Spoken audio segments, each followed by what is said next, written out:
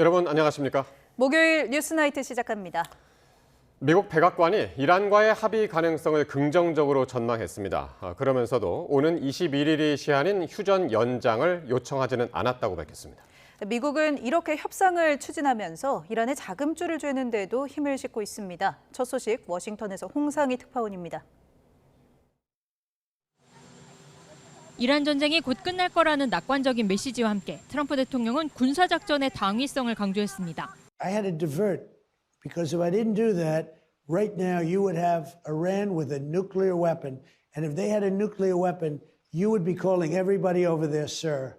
And you don't want to do that. 백악관도 이란과 생산적인 대화가 계속 진행 중이라면서도 미국이 휴전 연장을 요청했다는 보도는 사실이 아니라고 말했습니다. So I saw some reporting, again, bad reporting this morning that we had formally requested an extension of the ceasefire. That is not true at this moment.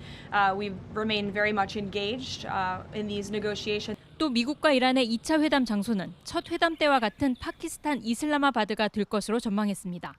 대화 분위기 속에서도 이란의 자금줄을 재는 경제적 분노 작전에도 속도를 내고 있습니다.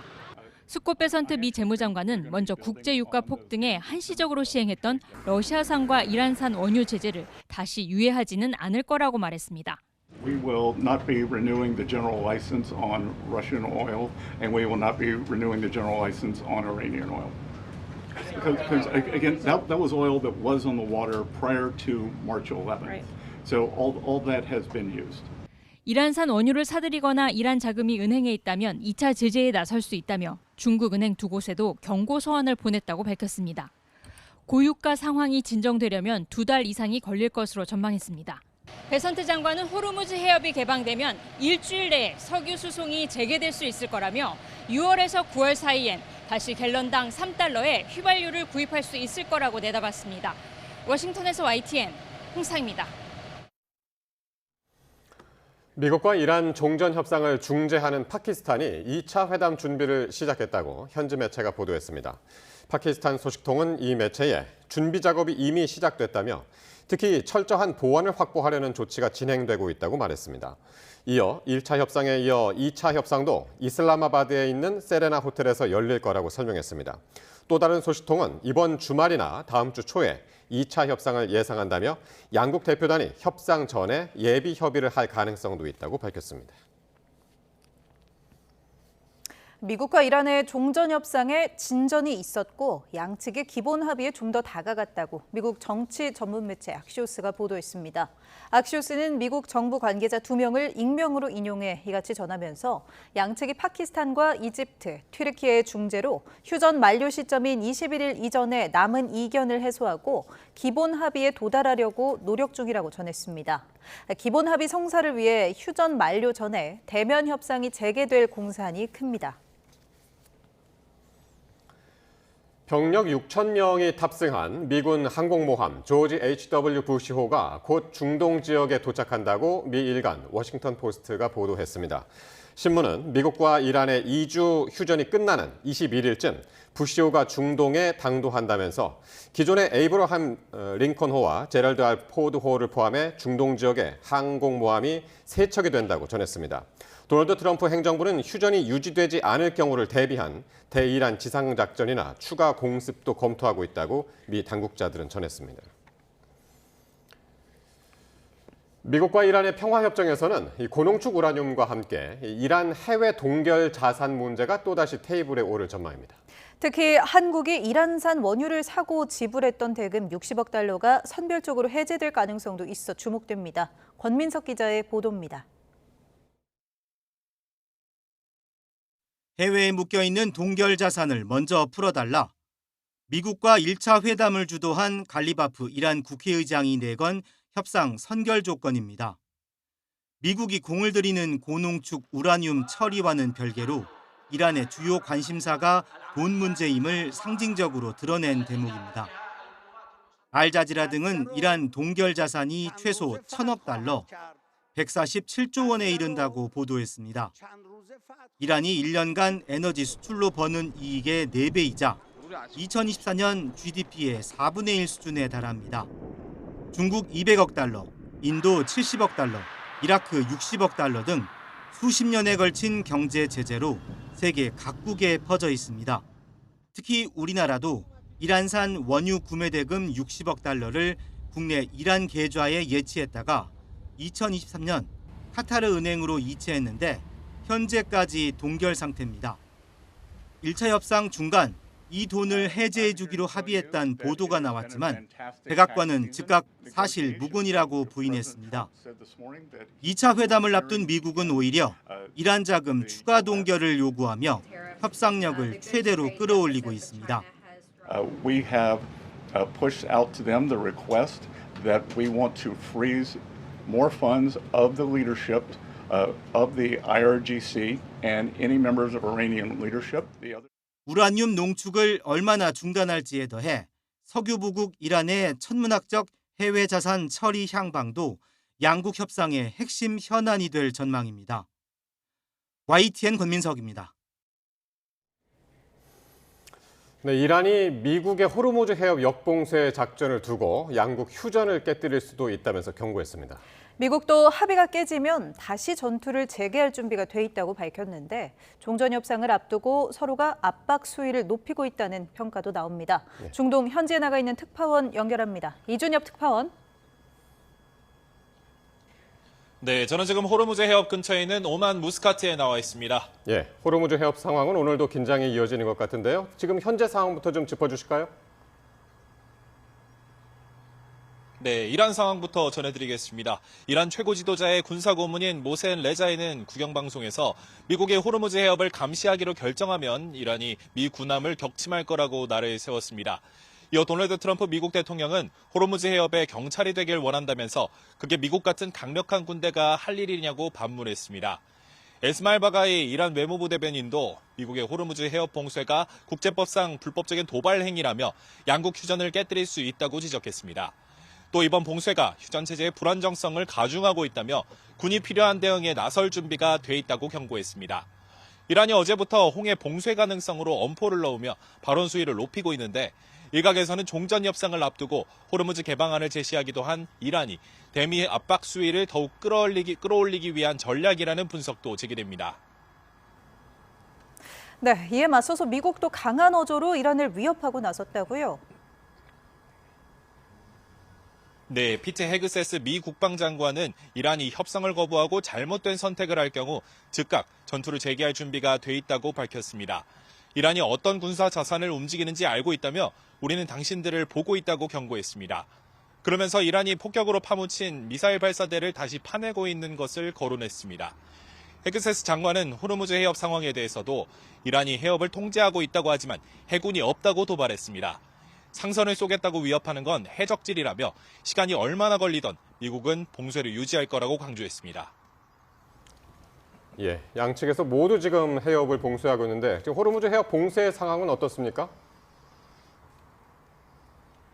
네, 미군 중부사령부는 봉쇄 시작 이후 현재까지 10척이 회항했고 단 한 척도 돌파에 성공하지 못했다며 구체적인 사례까지 공개했습니다. 그러나 미군의 거듭된 발표에도 불구하고 일부 선박이 봉쇄망을 돌파했다는 의심은 꾸준히 제기되고 있습니다. 신한통신은 영국의 해양 데이터 분석 기업인 윈드워드를 인용해서 봉쇄 이후 호르무즈 해협 통과 선박 가운데 7척이 이란 국적이라고 보도했습니다. 해당 기업은 단속이 강화되는 가운데 미국의 봉쇄가 실시간으로 선박 행동에 영향을 끼치기 시작했지만 해협 통항을 완전히 차단하지는 못하고 있다고 봤습니다. 로이터도 제재 대상인 초대형 유조선 RHN호와 알리시아호가 호르무즈 해협을 통과했다고 전했습니다.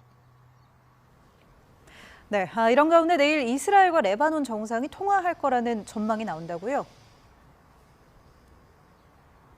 네, 도널드 트럼프 미국 대통령은 앞서 SNS를 통해 내일 이스라엘과 레바논 사이 정상회담이 열릴 거라고 발표했습니다. 트럼프 대통령은 두 정상이 대화를 나눈 지 벌써 34년이나 됐다며 내일 드디어 만난다니 좋다고 밝혔습니다. 이어 이스라엘과 레바논 사이에 숨통을 트일 공간을 조금이라도 확보하려고 노력하고 있다고 적었습니다. 이스라엘과 레바논 측에서는 회담이 아니라 정상 사이 통화가 이뤄질 거란 관측이 제기되고 있습니다. 레바논 매체 알자디드는 베냐민 네타나후 총리와 조제프 아울 레바논 대통령, 마크 루비오 미국 국무부 장관의 3자 간 전화회담을 위한 마쿠 조율이 진행 중이라고 전했습니다. 또 핵심 의제는 이스라엘과 레바논 간 즉각적인 휴전이라고 보도했습니다.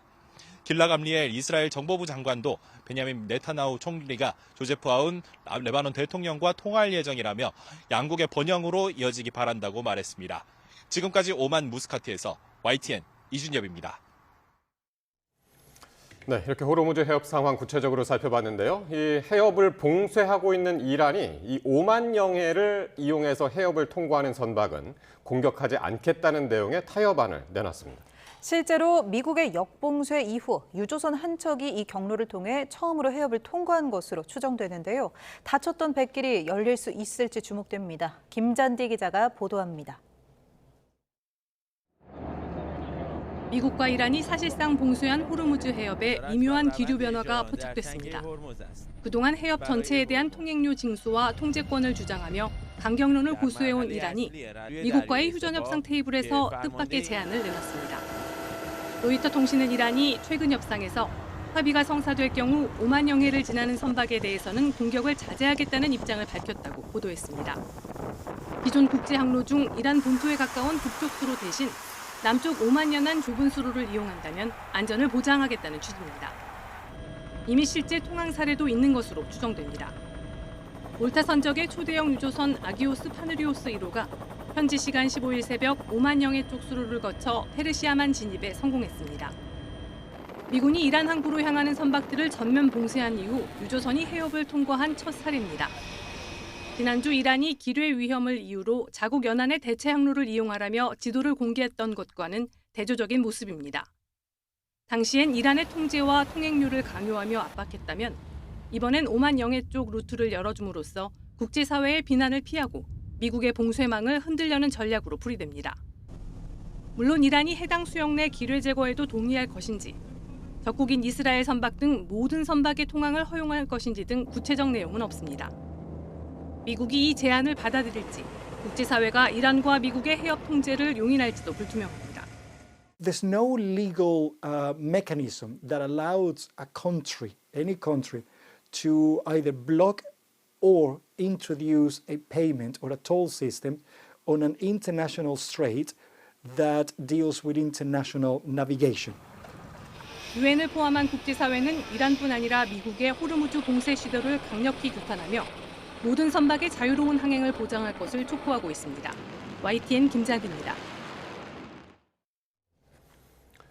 이재명 대통령이 우리 시각으로 내일 저녁 열리는 영국과 프랑스 주도의 호르무즈 해협 관련 다자 화상 정상회의에 참석합니다.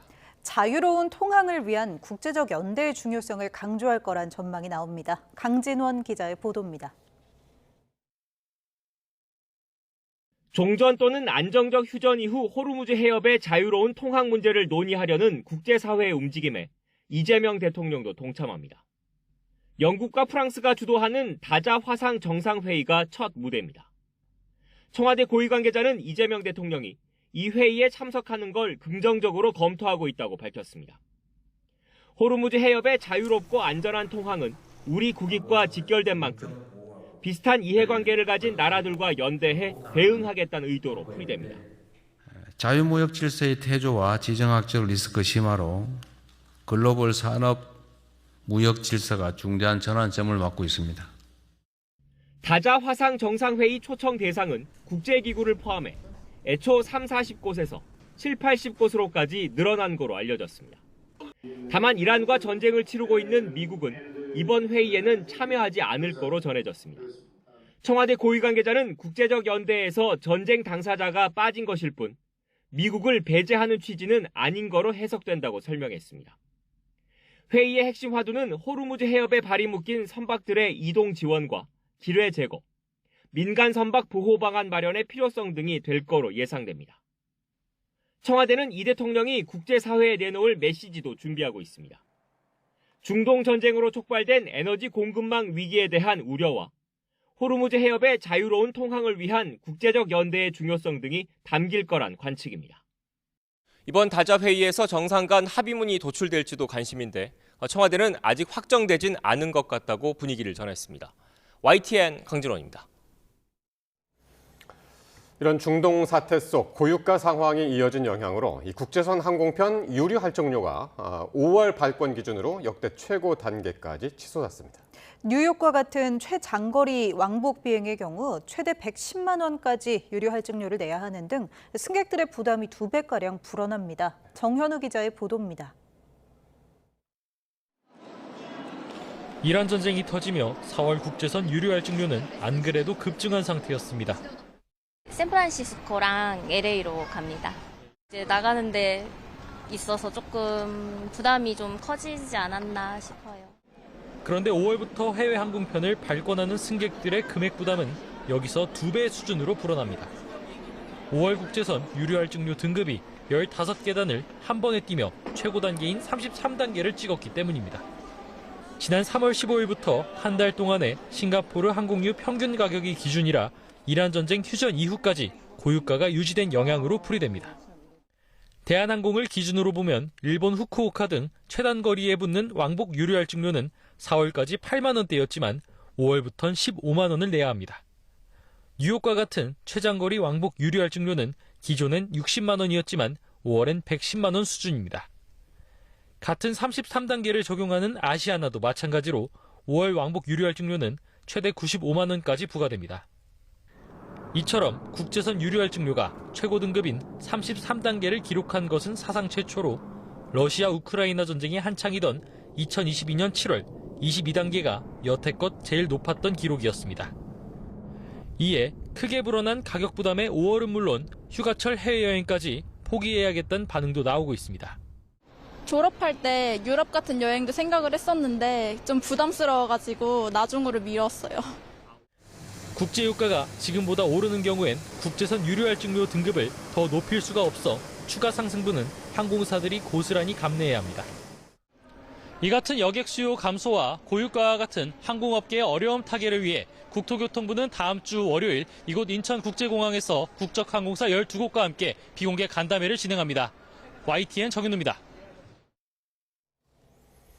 네, 계속해서 중동 사태 48일째 상황을 전문가들과 함께 짚어보겠습니다. 유달승 한국외대 페르시아어 이란어학과 교수 그리고 엄효식 한국국방안보포럼 방산안보실장 스튜디오에 나와 계십니다. 두 분 어서 오십시오. 안녕하십니까? 안녕하세요. 자, 트럼프 대통령 또다시 이란과의 종전 가능성을 언급했습니다. 그러면서 이 시점을 4월 말, 그러니까 이달 말이라는 그 시점까지 언급했는데 협상에 어느 정도 자신감이 있다 이렇게 해석을 해야 될까요? 어떻게 보셨습니까? 두 가지 측면이 있는데 한편으로는 자신감도 있고 또 한편으로는 미국의 시간이라는 부분이 4월 29일이라는 제한된 시간이 있습니다. 2월 28일에 미국과 이스라엘의 공습으로 시작된 이번 전쟁이 미 의회 승인 없이 군사작전을 실시하는 기간이 60일입니다. 그렇다면 4월 29일이 60일이 되는 시점이라고 볼 수 있겠죠. 그런데 또 한편으로는 긍정적인 측면은 2주 합의라는 의미가 여러 가지 복합적인 요인들이 결합됐다고 볼 수 있어요. 군사적인 측면에서는 미국의 입장에서는 공수만으로 이란의 정권 교체가 불가능하다라는 그런 결론에 도달했고 경제적인 측면에서는 이란이 호르무즈 해협을 봉쇄하는 비대응식 전략을 수행하면서 세계 에너지 공급망이 막히고 또 만약에 이란과 장기전이 진행될 경우에는 세계의 경제에 큰 위기가 오죠.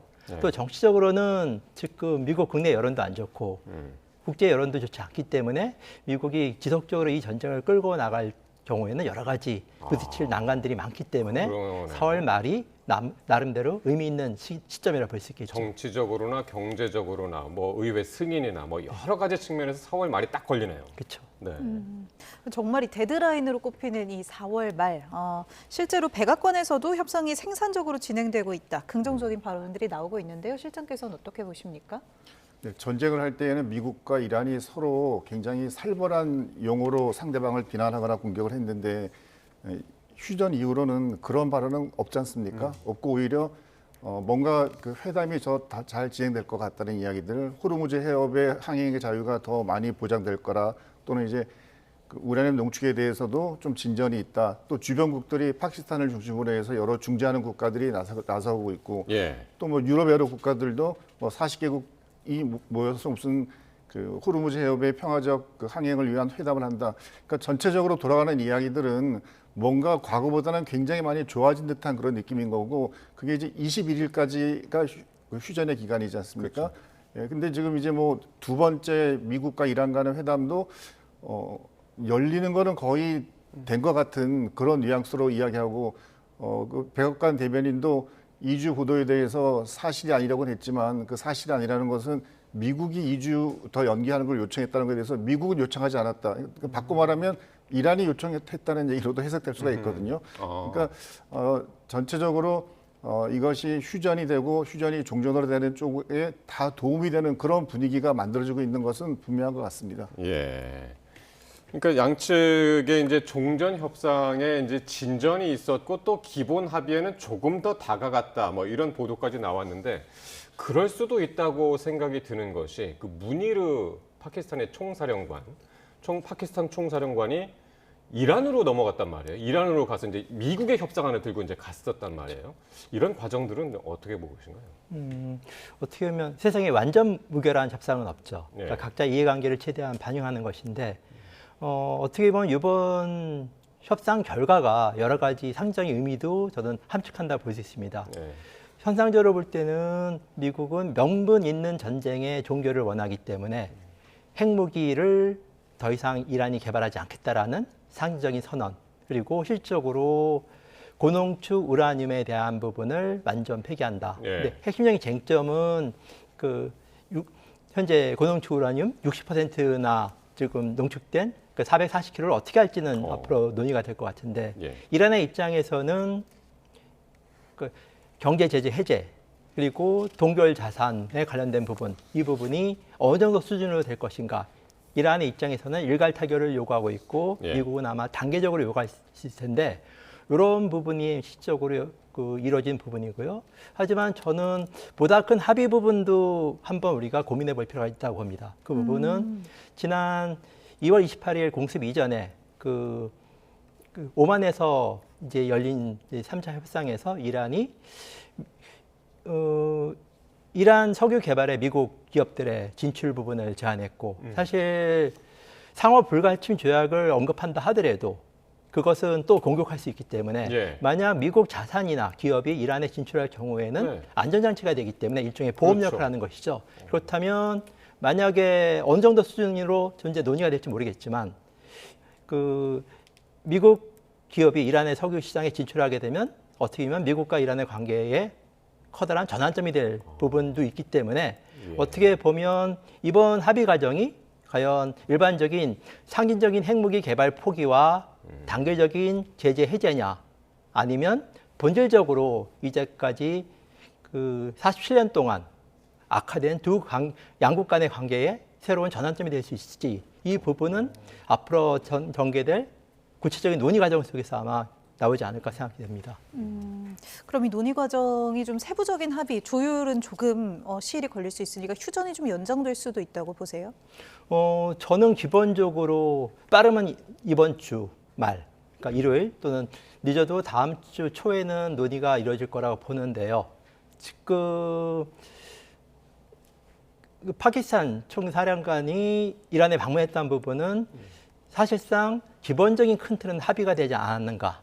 그런 측면 속에서 다음번 미국의 협상 대표와 예. 이란의 협상 대표가 과연 누가 될지 부분을 저희가 한번 주목해 볼 필요가 있고요. 기존처럼 이제 미국의 벤스 부통령이나 이란의 갈리바프 국회의장이 올 경우 같은 경우는 예. 앞서 말씀드린 대로 실제적으로 상징적인 부분 속에서 핵무기 포기와 예. 여러 가지 이제 세부적인 사항이 논의가 되고 경제 제재 관련된 부분이 되고 만약에 그보다 더 높은 수준의 대표들이 참석할 경우에는 또 다른 측면도 우리가 한 번쯤 예측해 볼 수 있죠. 예. 그러니까 사실 이란 입장에서는 이것만은 양보 못한다고 했던 것 중에 하나가 이제 호르무즈 해협이었잖아요. 근데 이제 거기서 이거 좀 진짜 진척이 좀 되는 건가 싶은 게 이란이 5만 영해를 지나가는 선박은 공격하지 않겠다라는 협상안을 제안을 했다는 보도가 나와서 말이죠. 이건 어떻게 보십니까?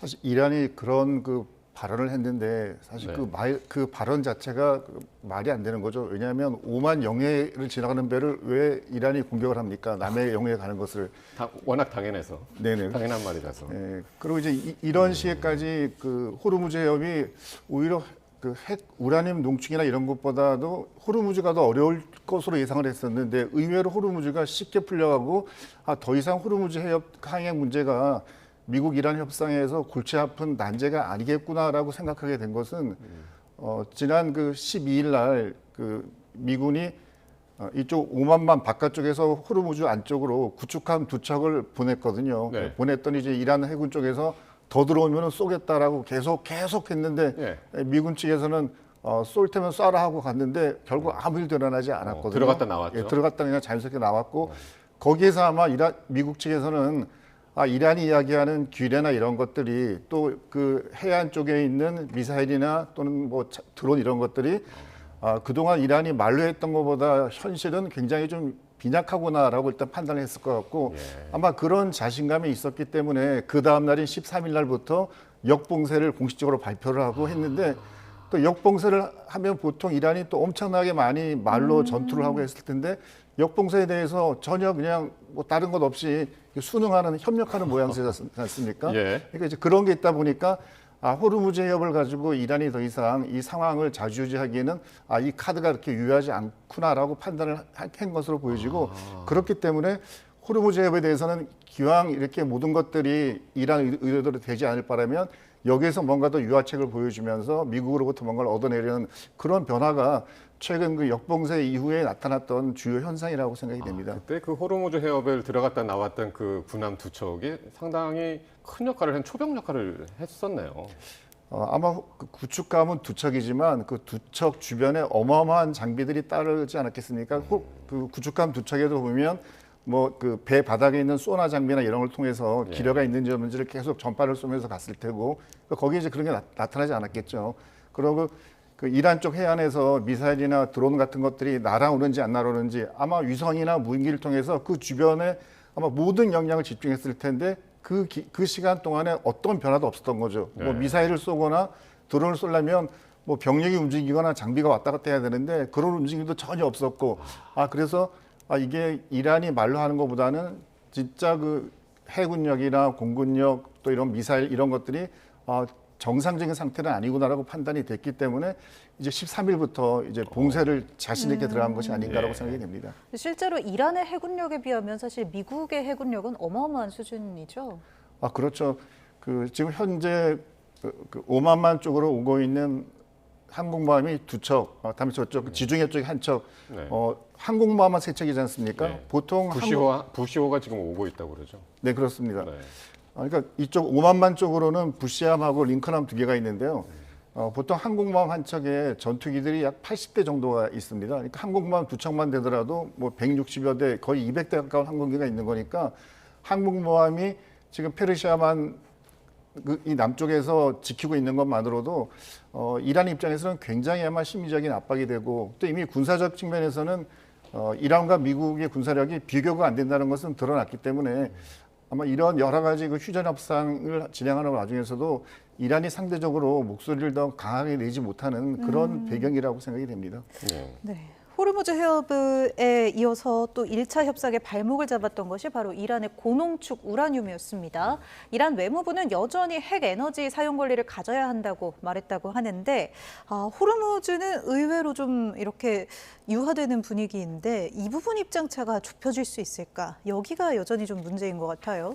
그렇죠. 그러니까 이란은 전통적으로 이 핵 문제를 핵 민족주의 운동으로 주장이 맞거든요. 그러니까 핵에 관련된 자주적 권리라는 부분 속에서 주장이 왔는데, 근데 사실 이 부분은 그 지난 이제 오만의 협상 과정에서 이란이 그 트럼프 대통령 임기 기간 동안에 더 이상 고농축 우라늄을 더 이상 우라늄 농축하지 않겠다라는 제안을 했었습니다. 그러다가 요번에 이제 그 지난주 협상이 결렬된 부분은 미국이 20년을 들고 나왔고 그 수정안이 이란은 5년이 되는 이런 부분들인데 이 부분은 충분히 조율이 가능하다 봅니다. 그 이유는 이란은 이제까지 핵 문제를 가지고 협상 카드를 사용해 왔어요. 그런데 이번 전쟁을 통해서 더 이상 핵 문제로 협상 카드로 추진하는 전략이 실패했다는 것을 반증하는 것이죠.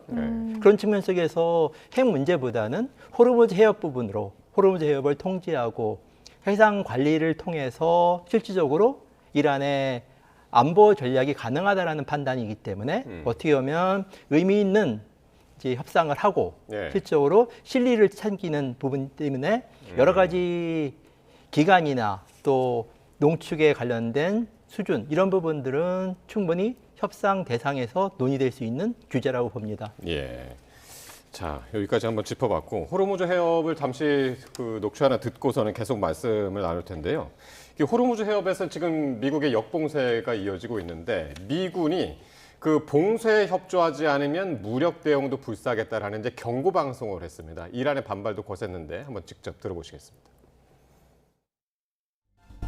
The U.S. has announced a formal blockade of Iranian ports and coastal areas. This is illegal action. Do not attempt to breach the blockade. Vessels will be boarded for interdiction and seizure transiting to or from an Iranian port. If you do not comply with this blockade, we will use force. The whole of the United States Navy is ready to force compliance. Now. فرمانده قرارگاه مرکزی حضرت خاتم الانبیا به آمریکا هشدار داد در صورت ادامه محاصره دریای ایران اجازه هیچ صادرات و وارداتی از خلیج فارس، دریای عمان و دریای سرخ داده نخواهد شد.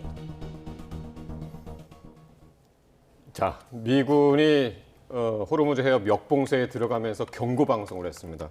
여기에 따르지 않으면은 뭐 우리 무력으로 대응하겠다 뭐 이렇게 얘기를 했는데 요거를 트럼프 대통령이 그대로 자기 자신의 SNS에 요것만 딱 올렸어요. 아무 멘트 없이. 어떤 의도가 있었을까요? 본인의 생각을 그대로 영상에다 표현돼 있으니까 이 말을 따르지 않으면 그 영상의 마지막에 보면 군사적으로 조치를 하겠다고 했으니까 따르지 않는 그 선박 유조선이나 화물선에 대해서는 군사적으로 조치. 군사적인 조치는 돌아가라고 했는데 돌아가지 않으면 미군 병력들이 그 배를 접수하겠다는 이야기잖아요.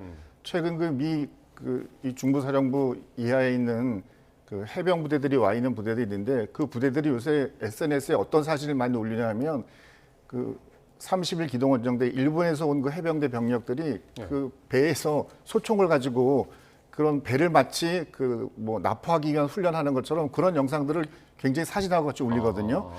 그러면 여차하면 헬기나 또는 그 함정에 실어서 미군의 명령을 따르지 않는 그 선박에 의해서 직접 납포를 병력을 투입시켜서 하겠다는 거니까 이제 그것은 그 실제 이 명령을 따르지 않는 그 선박 입장에서는 굉장히 부담스러운 일이죠. 그래서 트럼프 대통령이 말한 것처럼 말을 한 게 아니라 영장에 나온 것처럼 이런 지시를 따르지 않을 경우에는 우리는 군사적으로 단호하게 처리하겠다. 그거를 아주 뭐 의지로 보여준 것이라고 볼 수가 있죠. 네, 조금 전에 이 미국의 항공모함, 부시 항공모함이 이제 근해로 지금 오고 있다 이런 이야기도 잠깐 했었는데요. 이 부시호도 6천 명의 병력을 싣고 곧 진입할 예정이라고 하죠.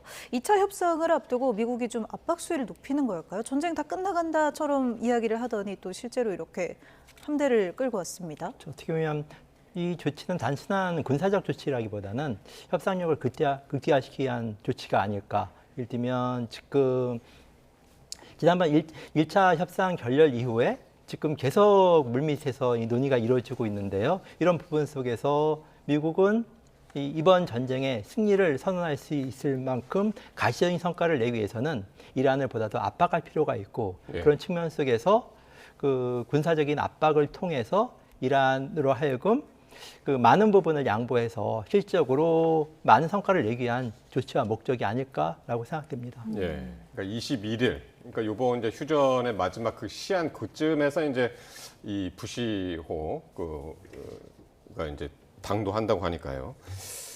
보도록 하겠고 지금 이제 반면에 이란군은 이제 미국의 호르무즈 봉쇄가 지속된다면 홍해를 봉쇄하겠다 이제 계속해서 경고를 하고 있는데 그 협상 재개 움직임과는 별개로 또 이란으로서는 또 계속 이 긴장 수위를 높이는 것 같습니다. 네, 지금 이란을 따라서 같이 움직일 수 있는 군사 세력은 예멘의 이제 후티 반군밖에 없지 않습니까? 후티 반군이 그냥 주기적으로 홍해를 봉쇄하겠다라고 이야기를 하고 있는데 지금 이제 말로만 저렇게 하고 있는 것이지 후티 반군이 군사적인 움직임은 별로 없어 보이거든요. 후티 반군 입장에서도 섣불리 후티 반군이 지나가는 화물선이나 유조선에 공격을 많이 한다라면 반대로 자기들이 공격한 것보다 거의 뭐 100배 이상의 그 공격을 받을 것이 예상이 되기 때문에 주고 말로 받는 쉽사리 나설 수가 없는 것이고 또 단순하게 저것이 미국과 이란 전쟁뿐만이 아니라 그 주변국들 사우디아라비아나 이집트나 이 나라들이 다 홍해와 수에즈운하고 관련된 국가들인데 만약 홍해를 저렇게 후티 반군이 뭐 폐쇄나 봉쇄한다 그러면은 그 같은 중동 국가들도 지금까지는 가만히 있었지만 또 후티 반군에 대해서 군사적으로 행동을 할 수도 있거든요. 네. 사우디아라비아는 틈만 나면 후티 반군을 없애려고 굉장히 또 공격도 많이 해왔었고요.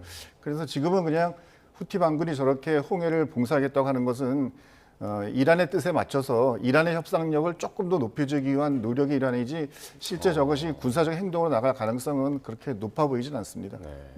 네. 방금 보니 미군의 경고 방송도 트럼프 대통령의 SNS에서 저희가 봤었고 참 SNS에 많은 것을 올리는데 특히 최근에는 마치 자신을 예수로 묘사한 듯한 이 AI 이미지를 트럼프 대통령이 SNS에 올리면서 빈축을 사고 있죠. 그런데 이번에는 자신이 예수에 안긴 이미지를 또 새롭게 공유해서 또 논란에 섰습니다. 화면 함께 보시죠. 네, 이렇게 예수가 트럼프 대통령을 감싸 안았고 트럼프 대통령은 눈을 감은 채 그 품에 기대해 있습니다. 머리를 맞댄 둘 뒤로 이 미국 국기가 광채와 함께 펄럭이는데요. 트럼프 대통령은 이 이미지를 본인의 SNS에 공유하면서 급진 좌파 광신도들은 이걸 안 좋아할 수도 있겠지만 나는 꽤 괜찮다고 생각한다. 이런 글을 덧붙였습니다. 자신을 예수로 묘사한 듯한 AI 생성 이미지로 신성 모독이라는 거센 비판을 받자 이를 불식시키려 하는 의도로 보입니다. 이 AI 이미지 게시 당시 온라인상에서는 골프광인 트럼프 대통령을 비꼬는 듯한 이런 패러디가 잇따랐습니다. 이란 주 타지키스탄 대사관은요, X 계정을 통해서 예수가 강림해 주먹을 휘두르는 AI 영상을 공유하며 트럼프 대통령 조롱에 가세하기도 했습니다. 이렇게 논란이 커지면서 트럼프 대통령은 자신이 예수가 아닌 의사의 역할을 했다 이런 의미라고 해명을 했지만 되려 논란을 키웠습니다. Only the fake news could come up with that one. So it's supposed to be me as a doctor making people better. 트럼프 대통령의 예수 AI 이미지는 전쟁을 비판해온 교황 레오 14세에게 거친 비난을 쏟아낸 직후 게시됐는데요. 양측은 범죄 문제에 나약하고 외교 정책에서 형편없다, 또 민주주의의 허울을 쓴 폭정이라는 말로 서로 설전을 이어왔습니다. 월스트리트 저널은 교황과 싸우는 지도자는 프랑스 황제인 나폴레옹 이후 처음이라며 전임 프란치스코 교황과 달리 폭넓은 지지를 구축한 레오 14세는 트럼프 대통령에게는 벅찬 상대라고 꼬집었습니다. 공화당의 전통 지지층인 보수 가톨릭계도 연이어 비판을 쏟아내고 있어서 이번 사태가 길어질 경우 트럼프 대통령의 정치적 입지도 크게 흔들릴 수 있다는 분석까지 나옵니다. 자신을 예수로 비유한 것 같은 그 그림은 삭제했는데 바로 그 다음에 예수한테 안겨있는 자신의 이미지를 공개하면서 급진 좌파는 안 좋아할 수 있지만 꽤 괜찮다 이렇게 이제 얘기를 했습니다. 어떻게 보셨습니까? 지금 트럼프 대통령의 입지가 점점 약화되고 있죠. 어떻게 보면 이런 부분을 좀 분위기를 전환하기 위해서 좀 종교 전쟁으로 이 전쟁을 좀 전환시켜 보려는 의도와 목적이 있지 않는가. 그래서 기독교 대 이슬람의 전쟁이라는 식으로 부각시켜서 어떻게 보면 미국의 동맹국조차 이번 전쟁을 외면하고 있고 또 미국 국내 여론뿐만 아니라 전 세계적으로 트럼프 대통령의 행동에 대해서 비난 여론들이 점차 확산되고 있죠. 이런 측면의 분위기 전환은 어떻게 보면 이제까지 전통적으로 종교 문제나 라는 식을 통해서 과거 십자군 전쟁이나 이런 모델로 가지고 좀 본인의 입지를 좀 확대시키려고 만들었는데 반응은 오히려 더 역풍이 불 가능성이 높을 것 같아요. 그러니까 종교 전쟁 뭐 그렇게 비교해서 그 뭐 시도는 좋지만은 본인을 예수로 비유하는 게 그게 조금 비난을 많이 받았던 것 같습니다. 네, 그냥 뭐 신성 모독, 예수님 모독 이제 그렇게 이야기를 했었는데 그 다음에 이제 저런 또 다른 그 예수님이 트럼프 대통령을 이렇게 포옹하거나 또는 이렇게 굉장히 사랑하는 듯한 눈빛으로 바라보는 저것은 지금 그 교황이나 이런 분들이 트럼프에 대해서 전쟁하는 지도자를 하나님은 좋아하지 않는다. 그러니까 결국 트럼프 대통령은 하나님, 예수님이 가는 길과는 다른 길을 가고 있다라고 하면서 비난하는 건데 그에 반해서 트럼프 대통령은 예수님이 트럼프 대통령을 따뜻하게 바라보는 눈빛을 보면서 나는 예수님, 하나님과 가까운 가이였고 그 뜻을 내가 헤아리고 있다. 이것을 이제 역설적으로 보여주는 거죠. 예수님은 괜찮대. 약간 이런 말 같네요. 맞습니다. 그래서 뭐 어떻게 하든지 간에 이런 정치 전쟁의 이 판에 이런 종교적인 요소를 끌고 들어오는 것은 그렇게 좋은 반응을 얻을 수 없거든요. 뭐 그렇기 때문에 본인도 첫 번째 뭐 신성모독 이미지는 또 빠른 시간 내에 삭제한 것이라고 생각이 됩니다. 네, 이 월스트리트 저널의 보도처럼 교황과 싸운 역대 지도자 나폴레옹 이후 처음이다. 이 말이 좀 재밌기도 한데요. 이 트럼프 대통령의 의도와는 다르게 가톨릭 유권자들의 오히려 이탈 움직임이 좀 커진다면 이거 트럼프 대통령 입장에서 좀 난처하겠네요. 그렇죠. 어떻게 보면 지난 선거에서 카톨릭 지지표들이 많이 지지했기 때문에 당선된 것으로 알려져 있는데요. 오히려 이번 이런 이미지 부분을 통해서 본인의 입지가 더 약화되기 때문에 어떻게 보면 빠른 출구 전략으로 나와서 더 이상 이런 이미지를 부각시키기보다는 빨리 이번에 종전의 합의와 또 가시적인 성과를 내는 식으로 전환되지 않고서는 올 11월에 중간선거나 여러 가지 부분 속에서 큰 위험 부담이 생길 가능성이 높다고 생각합니다. 예. 근데 이제 그 미국 정치권에서도 이제 비판의 목소리가 상당히 높다. 우리는 그렇게 알고 있었습니다만은 이번에 이제 미국 상원에서 이 트럼프 대통령의 이제 대이란 전쟁 중단 결의안을 투표에 붙였는데 이게 부결됐단 말이에요. 공화당 내에서 트럼프 대통령의 이제 전시 대응에 힘을 실어주고 있다. 이렇게 봐야 되는 겁니까? 어떻게 해석을 해야 될까요? 상원의 구조가 공화당이 52, 그다음에 이제 나머지 뭐 야당이죠. 야당이 48인 구조이니까 기본적인 투표에서는 공화당 의원들이 다 투표를 한다라면 트럼프 대통령이 뭐 그 반대 그 나쁜 상황을 겪을 일은 없어 보이고 일단 공화당 입장에서는 이 전쟁에 대한 비난은 비난보다는 여론의 지지도는 낮지만 어차피 공화당의 대통령이잖아요, 보면. 그리고 어차피 이 전쟁이 잘 끝나야지만이 중간 선거에서 공화당이 상하원에서의 우위를 계속 유지할 수 있기 때문에 그런 측면에서는 지금 단계에서는 전반적으로 전쟁이 휴전을 통해서 종전으로 갈 수 있는 그런 분위기도 잘 조성되고 있고 그렇다면 이 상황에서는 트럼프 대통령의 저런 거에 대해서 공화당 의원들이 반대표를 던질 이유는 없어 보이거든요. 그러니까 오히려 이제 중간 선거를 앞두고 트럼프 대통령의 입지가 줄어드는 것 아니냐 하는데 오히려 상원, 그러니까 지금 말씀하신 대로 공화당에서는 오히려 선거를 앞두고 뭉친 격이 돼버렸어요. 그렇죠. 네. 이 부분은 상당히 상정의 의미가 있습니다. 어떻게 보면 이번 전쟁은 단순한 전쟁은 아니거든요. 그래서 흔히 이제 21세기형 수에즈 운하 전쟁으로 비유되는 양상으로 확산되고 있는데 제2차 중동 전쟁이 1950년에 벌어졌죠. 이 부분도 공간을 둘러싼 갈등이 국제 문제로서 확산된 부분 속에서 수에즈 운하와 2026년에는 호르무즈 해협이 부분이 되는데요. 그 전쟁에서 이집트가 군사적으로는 패배했지만 정치적으로 승리를 선언했고 국제 질서도 크게 바뀌었습니다. 영국의 패권이 몰락되고 미국 중심의 국제 질서가 부상되는 부분들인데 공화당 의원 입장에서는 명분 있는 출구 전략을 하고 가시적인 전쟁 종교를 하지 않으면 미국의 패권이 심각하게 위험에 처할 상황이 제기됩니다. 그런 측면 속에서 어떻게 보면 그들의 입장에서는 상당히 곤욕스럽지만 이 부분을 가지고 현재 여러 가지 부분을 대통령을 흔들기보다는 단계적으로 수습하는 국면을 위해서 서로 단결하는 모습을 보이는 것이 아닐까 평가해 볼 수 있습니다. 그렇다고 이 협상을 앞두고 트럼프 대통령이 뭐 의회 눈치를 좀 덜 보게 됐다고 좀 더 호전적인 판단을 내리고 그럴 가능성도 좀 있을까요? 글쎄요. 지금 여러 가지 돌출 행동을 많이 보이는 대통령이기 때문에 앞으로 어떤 형태로서 대응할지 모르겠지만 지금 약 일주 정도의 여유가 있는데 이때 과연 본인이 이 분위기를 반전하기 위해서 어떻게 보면 종전 협상에 가시적인 성과를 내는 부분에 많은 관심과 모든 힘을 집중하지 않을까 생각됩니다. 자, 이번에는 이스라엘 얘기를 해보겠습니다. 중동 전쟁의 이제 또 다른 변수인데 이스라엘의 이 레바논 공습인데요. 그 국제사회의 정전 요구가 거세지만은 이스라엘의 이제 네타냐후 총리는 헤즈볼라에 대한 공세를 멈출 의지가 없음을 드러냈습니다. 그 발언 한번 들어보시겠습니다. במקביל כוחותינו ממשיכים להכות בחיזבאללה. הלחימה מתמקדת בבן ג'בייל. אנחנו עומדים להכריע את בן ג'בייל. אנחנו עומדים בעצם לחסל את המעוז הגדול הזה של חיזבאללה.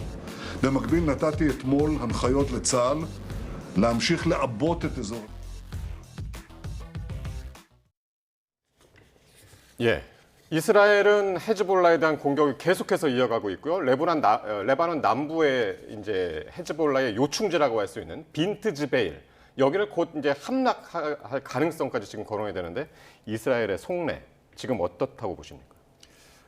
예, 네타냐후 총리 입에서 레바논과의 휴전이라는 단어가 나오는 것 자체가 굉장히 의아스럽고 왜 갑자기 저렇게 그 태도를 바꿨을까? 뭔가 숨겨진 뭔가 계산이 있나라는 그런 좀 추정을 하게 되는데요.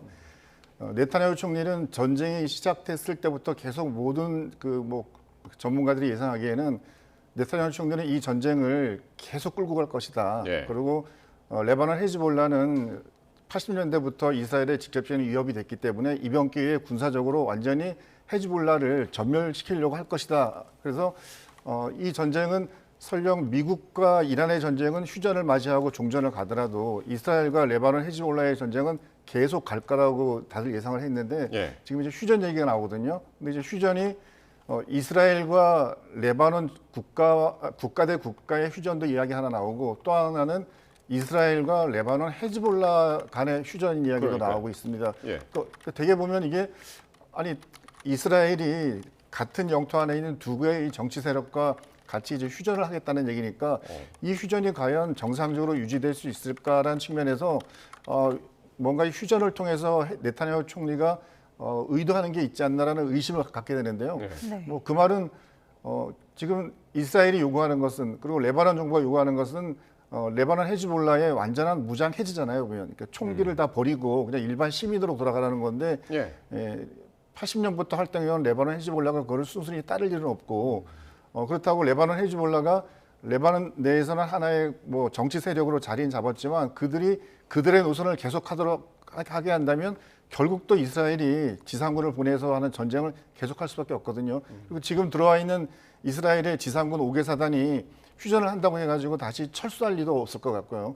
그래서 이번 그 휴전은 휴전 자체에 대해서는 약간 신뢰도가 떨어지지만 다만 긍정적 의미를 찾는다면 미국과 이란의 휴전 협상에 있어서 이란 측이 줄곧 요구한 것이 이스라엘이 레바논 헤즈볼라 공격하는 것을 멈춰야지만이 미국과 이란 간의 협상이 잘 될 수 있다고 얘기했기 때문에 그 부분에서는 좀 긍정적 의미를 부여할 수 있는데 이스라엘과 레바논 헤즈볼라의 관계에서는 아직도 약간 좀 의문점이 드는 게 사실입니다. 네.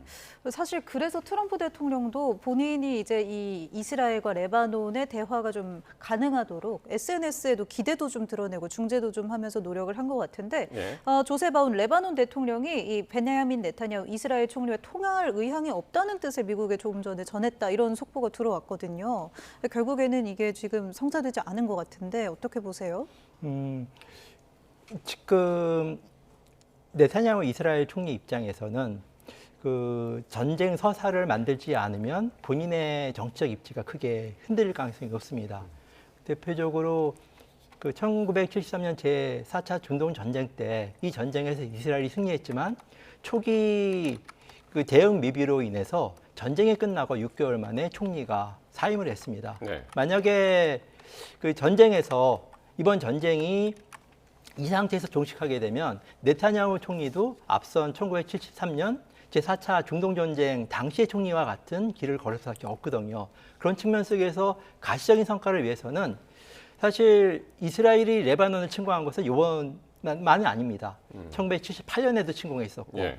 그리고 1982년에도 침공했었고 그때 명분도 마찬가지로 테러 조직 제거했습니다. 예. 그 당시에는 팔레스타인 해방 조직이었고 이번에는 헤즈볼라인데 근데 사실 명분은 테러 조직의 제거지만 실제 목적은 리타니 강입니다. 네. 레바논 남부에 그 큰 강이 있고 아시다시피 중동은 물이 부족한 지역이죠. 그런 측면 속에서 이번에 헤즈볼라가 크게 지금 군사적으로 약화되고 이번 기회에 레바논 남부에 리타니 강을 확보하게 되면 일종의 그 이스라엘의 대염원과 더불어서 이제 그레이터 이스라엘에서 대이스라엘을 이번 기회에 만들 수 있고 그런 부분은 전쟁 이후에 예. 본인의 이스라엘 내의 입지도 강화될 뿐만 아니라 실질적으로 이스라엘에게 여러 가지 유리한 국면을 이룰 수 있기 때문에 어떻게 보면 지금 레바논에서 거부한 부분은 일정 정도의 영토를 예. 이번에 확보한 영토를 아마 이스라엘이 이것을 점령하는 것을 예, 더 예. 이상 이제 그 협상의 조건을 걸지 않는 그런 부분이 있지 않을까 저는 생각해 보는데요. 어떻게 보면 이번에 레바논 침공은 수자원 확보를 위한 리타니 강을 확보하게 한 부분이 현재 네타냐후 총리의 목적이라고 볼 수 있겠죠. 그러니까 지금 이제 시청자 여러분께 잠깐 이제 정리를 해드리자면은 원래 트럼프 대통령이 이스라엘하고 레바논 정상 간에 이제 정상회담이 있을 것이다라는 이야기를 했습니다. 근데 알고 봤더니 이게 정상회담이 아니라 정상 간의 이제 전화통화라고 이제 전해졌고요. 그 가능성이 계속해서 이제 지금까지 전해드렸습니다만은 조금 전에 레바논 대통령이 성명을 통해서 네타냐후 총리하고 접촉 하지 않겠다는 뜻을 그러니까 직접적인 아닙니다만 그렇게 이제 전해졌습니다. 무산된 것 같다라는 보도가 나왔습니다. 그래서 사실은 이게 지금 미국하고 이란하고의 이제 협상 그리고 이스라엘과 레바논하고의 협상 이게 다 맞물려 있는 거잖아요. 각각 돌아가는 게 아니라 만약에 이게 잘못됐을 경우 이스라엘하고 레바논 간의 협상이 무산된다면 그 영향은 어떻게 미칠까요? 이번에 미국하고 이란과의 협상에.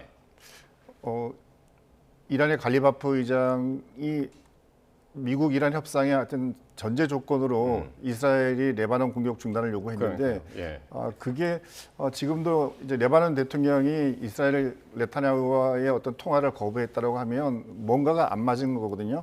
그런데 이제 지금 상황에서 가장 뜨거운 것은 그 빈트 지베일이라고 하는 이 지역에 대해서 이스라엘이 지금도 계속 공격을 하고 있고 네타냐후 총리는 이스라엘과 레바논이 휴전하기 전에 이 지역을 완전 점령해서 일종의 지역을 이스라엘 영토로 확보하고 난 다음에 휴전을 하려고 하는 그런 의도를 보였다고 보여지거든요. 그러니까 레바논 대통령 입장에서는 당연히 그거를 그대로 용인할 수가 없죠.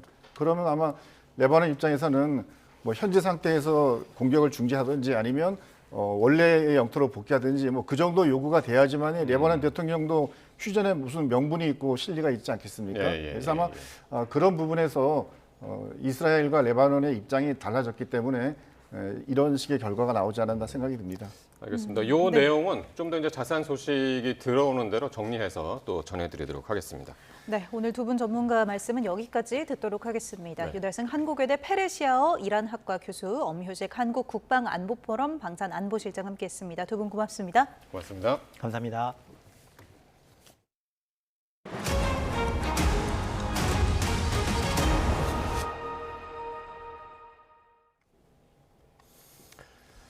네, 경기 고양시에 있는 근린생활시설에서 큰 불이 나서 소방당국이 진화 작업을 벌이고 있습니다. 불이 주변 건물로 옮겨 붙으면서 소방당국은 한때 대응 1단계를 발령하고 진화 작업을 벌였습니다. 현장에 나가 있는 취재기자 연결합니다. 임예진 기자. 네, 경기 고양시 관산동 화재 현장에 나와 있습니다. 예, 화재가 좀 큰 것 같은데요. 지금 현장 상황 좀 전해주실까요? 네, 제 뒤로 까맣게 탄 건물이 보이실 텐데요. 이 불이 난 건물에서는 아직도 연기가 피어오르고 있습니다. 주변에는 매캐한 연기가 냄새가 가득 차 있고요. 저희가 도착한 1시간 전쯤에는 훨씬 더 불길이 거셌는데 지금은 다소 잦아든 상황입니다. 이 소방대원들이 진화 작업을 계속 벌이고 있습니다. 네, 주민들도 근처에 모여 걱정스러운 표정으로 진화 현장을 살펴보고 있습니다. 경기 고양시 관산동에 있는 공장 건물에서 불이 난 건 오늘 저녁 7시 38분쯤입니다. 당시 주민들은 펑 하는 소리를 듣고 황급히 밖으로 나왔다고 말하기도 했습니다. 화재로 인해 인근 빌라 전기 공급이 끊겨 일부 주민들은 지금도 불편을 겪고 있습니다. 불길이 거셌던 데다 인근의 다른 건물이 밀집해 불이 옮겨 붙으면서 소방당국은 한때 관할 소방서의 장비와 인력을 모두 동원하는 대응 1단계를 발령하고 진화 작업을 벌였습니다. 고양시도 이 긴급 재난안전문자를 통해 차량은 건물 주변 도로를 우회하고 인근 주민은 안전에 유의해달라고 당부했습니다. 소방은 불로 인해 해당 공장을 포함해 건물 6개 동이 피해를 입은 것으로 파악됐다고 밝혔습니다. 또 현재까지 인명피해는 없다고 전했습니다. 소방은 불을 모두 끄는 대로 정확한 화재 원인을 조사할 예정입니다. 지금까지 경기 고양시 관산동 화재 현장에서 YTN 임혜진입니다. 네, 계속해서 이란 사태, 이란 전쟁 상황 전해드리겠습니다. 미국과 이란 간의 2차 종전 협상이 임박한 것으로 보이는 가운데 중재국인 파키스탄의 움직임이 바빠지고 있습니다. 이른바 종전협상의 키맨으로 꼽히는 파키스탄군 총사령관이 이란을 찾았고 미국과 이란이 합의에 근접하고 있다는 보도도 나오고 있습니다. 파키스탄 이슬라마바드에서 권준기 특파원입니다. 트럼프 대통령이 극찬한 종전협상의 키맨 아심 무니르 파키스탄 총사령관이 이란 테헤란 공항에 도착합니다. 활주로까지 나와 반갑게 맞이하는 아라그치 이란 외무장관.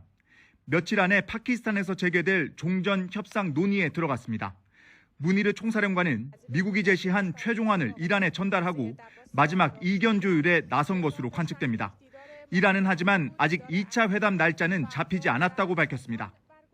گفتگوها از طریق واسطه پاکستانی ادامه داره و باید دید که طرف مقابل تا چه حد 2차談判이 머지 않았다는 신호는 잇따르고 있습니다. 악시오스는 미국 정부 관계자를 인용해 큰 틀의 합의에 근접하고 있다며 다음 주 화요일인 종전 시한 전에 결론을 내릴 거라고 전했습니다. 다만 세부 사항이 복잡해 합의가 도출되더라도 휴전 기간을 연장하고 남은 논의를 이어갈 거란 전망입니다. 파키스탄에서는 트럼프 대통령이 합의문 서명을 위해 직접 방문할 수 있다는 기대감도 보이고 있습니다. वो चाहेगा कि एग्रीमेंट खुद साइन करे और मैं बता दूं अगर एग्रीमेंट हो जाए तो ट्रंप खुद इस्लामाबाद आएगा बशर्ते कि प्रेसिडेंट पेशेश्कियां आए to sign the agreement the mother of all deals 며칠 안에 이곳 이슬라마바드에서 2차談判이 열릴 것으로 전망되는 가운데 파키스탄 정부는 보안 조치를 강화하며 본격적인 회담 준비에 돌입했습니다. 파키스탄 이슬라마바드에서 YTN 권준기입니다. 피트 헤그세스 미국 국방장관은 이란을 향해서 잘못된 선택을 하고 합의를 하지 않으면 미군은 전투작전을 재개할 최상의 태세를 갖추고 있다고 밝혔습니다. 헤그세스 장관은 현지 시간 16일 언론 브리핑에서 새로운 이란 정권이 현명한 선택을 하기를 바란다며 미군과 이란군은 역량이 다르다는 점을 기억하라고 강조했습니다. 이어 미군은 이란의 발전소 등 에너지 산업을 겨냥한 준비 태세를 갖추고 있어 트럼프 대통령의 명령으로 공격을 즉시 재개할 준비가 돼 있다고 말했습니다. 미국이 호르무즈 해협 등 이란에 대한 해상 봉쇄를 지속하는 가운데 이란이 자국 내 공급 부족을 이유로 석유화학 제품 수출을 전면 중단했습니다. 현지 시간 15일 CNN에 따르면 이란 국영 석유화학 회사는 최근 공문을 통해 추후 공지가 있을 때까지 모든 석유화학 제품의 수출을 중단한다고 밝혔습니다. 이 회사는 전쟁으로 인한 피해 상황에서 국내 산업과 소비자 보호가 무엇보다 중요하며 제품의 직간접적 해외 유출을 막기 위한 조치가 필요하다고 설명했습니다. 트럼프 미국 대통령은 자신이 호르무즈 해협을 영구적으로 개방하고 있다며 역봉쇄 성공을 강조했습니다. 미군은 세 번째 항공모함까지 중동으로 파견하며 외교적 해결이 무산될 경우를 대비하고 있습니다. 워싱턴에서 신윤정 특파원이 보도합니다. 트럼프 대통령은 소셜미디어에 중국은 내가 호르무즈 해협을 영구적으로 개방하고 있는 것을 매우 기뻐하고 있다고 적었습니다. 그러면서 나는 중국과 세계를 위해 해협을 개방하고 있다고 덧붙였습니다. 미군의 이란 해협 역봉쇄로 제3국 왕래 선박들이 해협을 자유롭게 통과하고 있다는 주장입니다. 미 중부사령부는 지금까지 미군 봉쇄를 돌파한 이란 출항 선박은 단 한 척도 없고 병력 수천 명이 순찰을 이어가고 있다고 밝혔습니다. 트럼프 대통령은 미군의 경고방송 영상을 공유하며 작전 성공을 부각했습니다. We do not comply with this blockade. We will use force. The whole of the United States Navy is ready to force compliance. 트럼프 대통령은 또 시진핑 중국 국가주석이 이란에 무기를 공급하지 않겠다고 서한을 보냈다고 밝혔습니다. 서한 교환 시기를 밝히진 않은 채 몇 주 뒤 내가 베이징에 도착하면 시 주석이 나를 꼭 껴안아 줄 것이라고 말했습니다. And I wrote him a letter asking him not to do that, and he wrote me a letter saying that essentially he's not doing that. 정상회담을 앞두고 시 주석과의 친분을 강조하면서 5월 중순으로 조정된 방중이 예정대로 이뤄질 것이라는 자신감을 드러낸 것으로 보입니다. 이란과의 협상 재개 가능성 속에서도 미국은 군사적 압박을 고조하고 있습니다. 미 일간 워싱턴 포스트는 병력 6천 명이 탑승한 미군 항공모함 조지 H.W. 부시호가 2주 휴전이 끝나는 오는 21일쯤 중동에 도착한다고 보도했습니다. 중동 지역에 전개된 미 항모는 세 척이 되는 건데 휴전이 깨질 경우 이란을 향한 지상작전과 추가 공습에 대비하기 위한 포석으로 풀이됩니다. 워싱턴에서 YTN 신윤정입니다. 이스라엘이 레바논 동남부 지역에 대규모 공습을 가했습니다. 레바논 국영 언론은 이스라엘군이 오늘 남부 나바티에와 카스미에 지역에 공습을 감행해 여성과 어린이를 포함해 11명이 숨지고 수십 명이 다쳤다고 전했습니다. 이번 공습으로 이스라엘 국경에서 북쪽으로 30km 떨어진 리타니 강의 카스미의 다리가 파괴됐는데 이 다리는 레바논 남부와 다른 지역을 연결하는 마지막 통로였습니다. 네, 조금 전 잠시 전해드렸던 것처럼 미국의 중재로 추진되던 이스라엘과 레바논 정상의 첫 접촉이 무산된 것으로 보입니다. 조셉 아운 레바논 대통령은 현지 시간 16일 성명을 통해 마코 루비오 미 국무장관의 전화를 받았다고 밝히면서 베냐민 네타냐후 이스라엘 총리와의 접촉 여부는 언급하지 않았습니다. 이와 관련해 레바논 뉴스 채널 LBCI는 아운 대통령이 루비오 장관에게 네타냐후 총리와 전화회담을 하지 않겠다는 뜻을 최종 전달했다고 보도했습니다. 이스라엘군의 레바논 공습이 계속되는 가운데 아운 대통령은 이스라엘과 직접 협상에 앞서 휴전이 반드시 선행돼야 한다는 입장입니다. 네, 방금 들어온 소식 전해드리겠습니다. 이재명 대통령에 대한 허위 사실을 유포한 혐의 등을 받는 유튜버 전한길 씨에 대한 구속영장이 기각됐습니다. 서울중앙지방법원은 명예훼손 혐의를 받는 전 씨에 대해서 증거인멸 및 도망할 염려가 있다고 보기 어렵다면서 구속영장을 기각했습니다. 네, 전 씨는 지난달 자신의 유튜브 방송에서 이 대통령이 160조 원 규모의 비자금과 군사 기밀을 중국에 넘겼다는 다른 남성의 주장을 유포한 혐의를 받습니다. 전 씨는 또 개혁신당 이준석 대표가 하버드대에서 경제학을 복수 전공했다는 게 거짓이라고 주장해 고발당한 바 있습니다.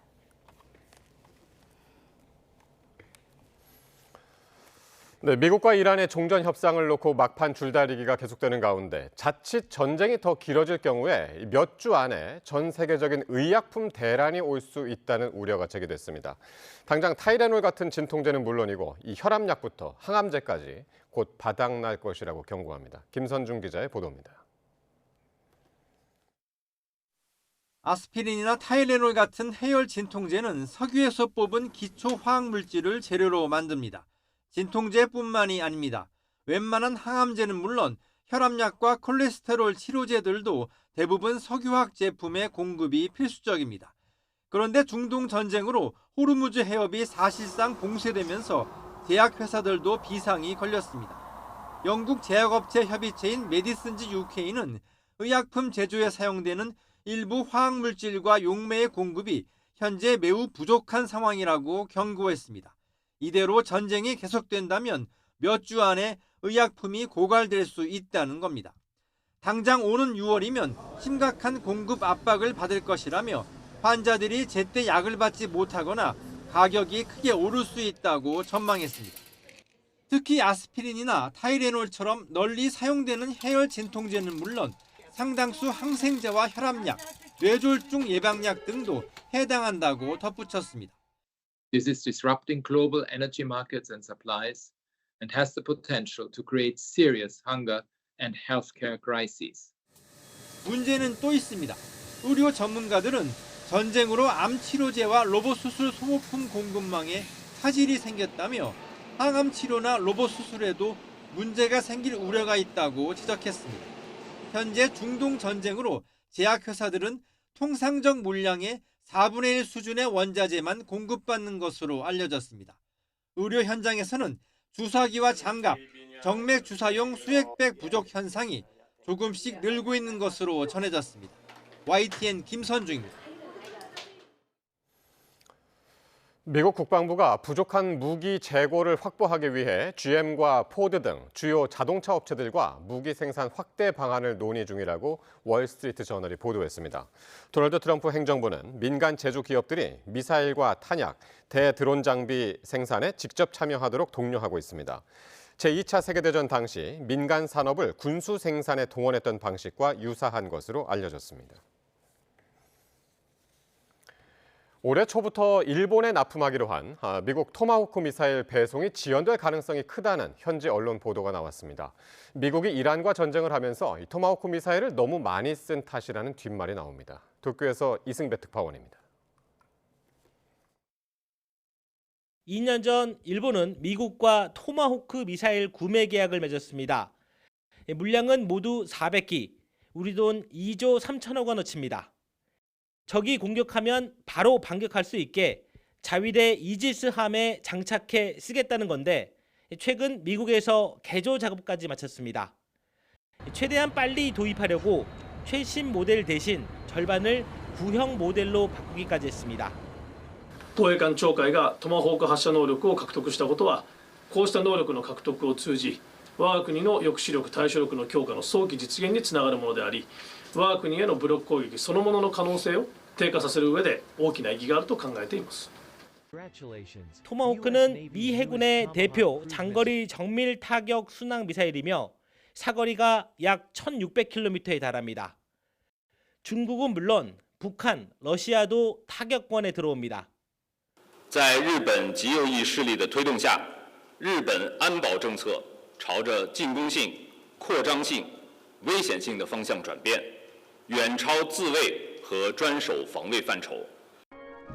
계획대로라면 지금쯤 납품이 시작돼야 하는데 배치 등이 늦어질 가능성이 크다는 현지 언론 보도가 나왔습니다. 헤그세스 미국 국방장관이 지난달 중순쯤 고이즈미 방위상에게 전화로 토마호크 미사일 납품 지연 가능성을 전했다고 아사히 신문은 밝혔습니다. 이에 고이즈미 방위상은 미국 측 사정을 이해한다면서도 일본 납품 물량에 대해 확실히 대응해달라고 요청한 것으로 전해졌습니다. 방위성 관계자는 일부 발사 시험용 물량은 우선 공급될 전망이지만 다른 물량은 얼마나 지연될지 모른다고 밝혔습니다. 미국은 이란과 전쟁에서 토마호크 미사일을 너무 많이 쏴서 재고가 적은 거로 알려졌습니다.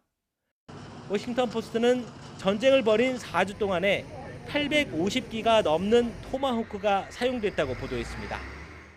납품 지연이 사실인지 아닌지를 떠나서 중동 전쟁의 여파가 동북아 안보 지형에도 영향을 미치고 있는 것은 분명해 보입니다.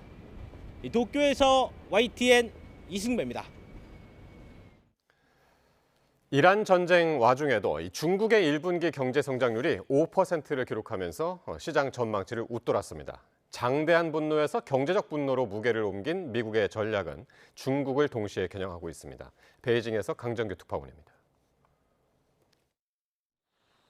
중동 회군을 모색하는 미국은 직접 군사 공격에서 경제 봉쇄 압박으로 무게추를 옮기고 있습니다.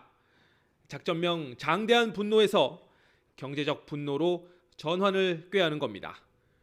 이란 원유에 대한 임시 판매 승인을 갱신하지 않고 호르무즈 해협 역봉쇄로 돈줄을 죄는 전략입니다. 이란산 석유의 90%를 수입하는 중국을 동시에 겨냥한 조치이기도 합니다. 실제 미국 재무부는 중국은행 두 곳의 세컨더리 보이콧, 2차 제재를 경고하기도 했습니다. is we have told countries that if you are buying Iranian oil, that if Iranian money is sitting in your banks, we are now willing to apply secondary sanctions. 이 같은 견제는 이제 한 달도 남지 않은 트럼프 대통령의 방중을 염두에 둔 거로 풀이됩니다. 미국이 중동 전쟁에 발이 묶인 사이 중국의 1분기 GDP 성장률은 5%를 기록하며 순항했습니다. 오일 쇼크의 영향을 덜 받은 데다 전기차, 배터리, 태양광 등 신삼종이 되려 수혜를 본 덕입니다. 다만 전쟁이 터진 뒤인 3월 중국의 산업 생산은 5.7%로 1, 2월 6.3%보다 살짝 둔화했습니다. 但也要看到外部形势更加复杂多变，国内攻强虚弱的矛盾仍然比较突出。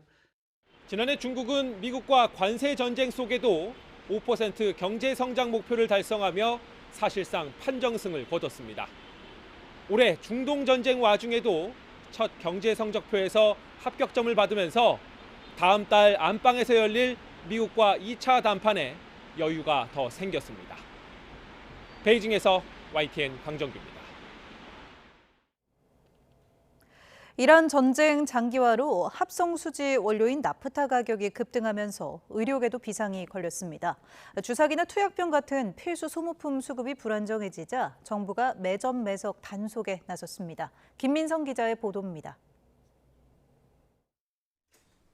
병원에서 사용하는 갖가지 소모품이 쌓여 있는 창고입니다. 환자들에게 매일 쓰이는 주사기와 수액 세트 등 일회용품들이 쉴 새 없이 오갑니다.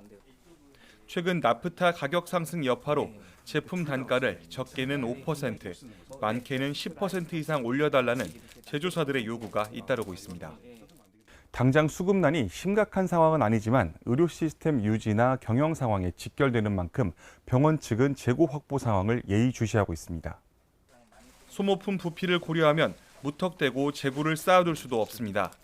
대개 1, 2주 정도 재고를 보관하는 만큼 구매처를 안정적으로 확보하는 게 관건입니다. 지금 가장 민감한 건 주사기. 환자분들은 약물 투여를 해야 되는 건 주사기에 가장 민감한 상황이고요. 주로 거래하는 거래처 말고 지금 전라북도 외에 있는 업체들도 지금 수소문해서 약국의 고민도 깊습니다. 조제 약을 담는 포장지 가격이 당장 다음 주부터 오른다는 통보가 날아들었습니다. 시럽을 담는 플라스틱 투약병은 구하기조차 힘들어 주변 약국끼리 물량을 빌려 쓰는 진풍경까지 벌어집니다. 만약에 조제 용품이 없어지면 조제를 당연히 못하게 되겠죠. 이제 공급이 원활하지 않고 수량이 제한이 붙다 보니 이걸 원활한 공급을 위해서 약국 간에서 약간 서로 도움을 주는. 사태가 심상치 않자 정부는 주사기와 주사침 등 일부 의료 소모품에 대해 매점 매석 행위 금지 고시를 발령했습니다.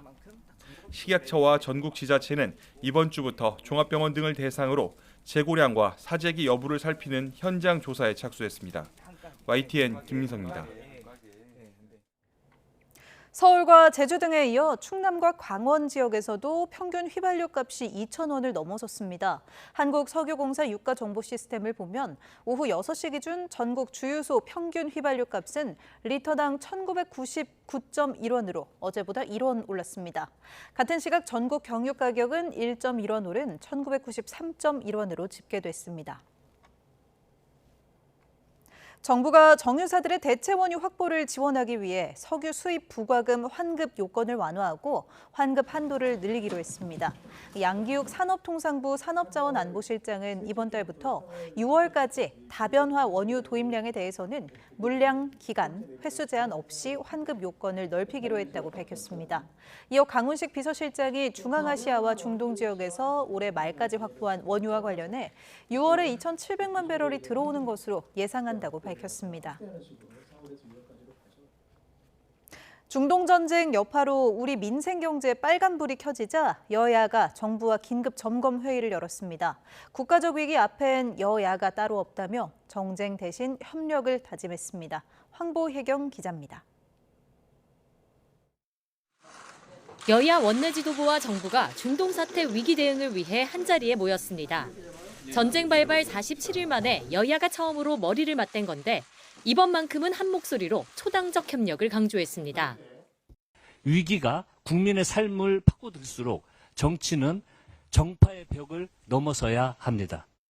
국가와 국익을 위해서라면 어떤 점에서도 정부 여당과 그런 부분에 대해서는 협조할 용의가 있다는. 다만 경제 상황을 둘러싼 인식차는 뚜렷했습니다. 우리 경제는 반도체 수출 호조 그리고 추경 효과 등에 힘입어서 기존 전망치인 1.9%를 유지하면서 선방하고 있습니다. 고환율과 고유가 영향으로 3월 수입 물가가 16%나 급등했고 이는 28년 만에 최고 수준이라는. 여야는 비축유 물량 확대와 원유 도입선 다변화 등을 제도적으로 뒷받침하자는 데 공감대를 이뤘고 정부도 입법부의 협조를 당부했습니다. 자원안보특별법, 수출금융지원법 등 경제민생 법안들이 좀 꽤 있는데요. 국회에서 적극적인 협조를 해 주실 것을. 협치 다짐 속 쓴소리도 오갔습니다. 민주당은 국민의힘 장동혁 대표의 미국 방문을 두고 함께 힘을 보태야 할 때 해외 화보 촬영을 갖느냐고 공세를 폈고 국민의힘은 정부를 향해 현금 살포 추경 부작용을 해소할 대책을 마련하라며 석유 최고 가격제나 차량 오부제 등의 전면 재검토를 요구했습니다. 여야는 점검회의를 정례화하기로 뜻을 모았습니다. 민생 위기 앞에 어렵게 마련된 협치 무대에서 실질적인 성과를 낼 수 있을지 주목됩니다. YTN 황보혜경입니다.